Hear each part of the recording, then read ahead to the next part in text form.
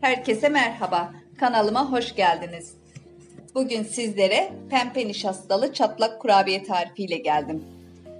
İlk olarak yoğurma kabıma 125 gram tereyağı veyahut da katı yağı alalım. 1 adet yumurta, yarım çay bardağı sıvı yağ, yarım bardaktan biraz fazla pudra şekeri. Bu üçlü karışımı ilk olarak şöyle bir karıştıralım.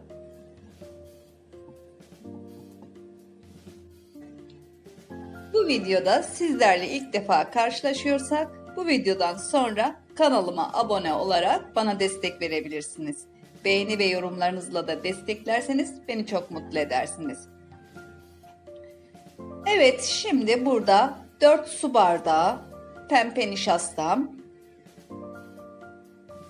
1 paket kabartma tozum, 1 paket vanilyam.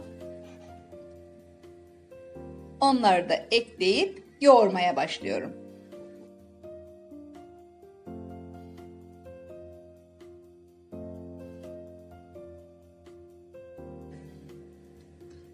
Pembe nişasta bulamazsak arkadaşlar, bunu alternatif olarak çilekli pudingle de yapabiliriz. O da çok güzel, ağızda eriyen bir tat veriyor.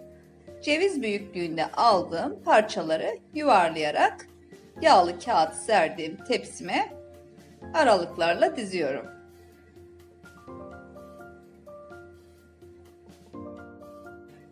Çok pratik olan bu tarifi de sizlerle paylaşmak istedim. Umarım sizler de dener ve beğenirsiniz.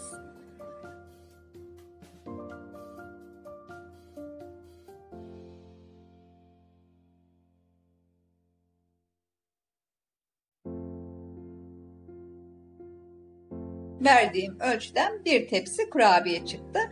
160 dereceli ısıtılmış fırınıma pişmeye gönderiyorum. İlk sıcağı çıkan kurabiyelerimi sunum tabağıma alıyorum.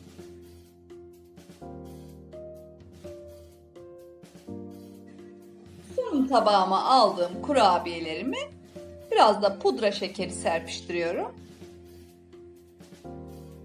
İsterseniz bunu yapmak zorunda değilsiniz. Sade de tüketebilirsiniz. Çayın, kahvenin yanına pratik bir kurabiye tarifi. Özellikle doğum günü masalarında çok şık duruyor arkadaşlar.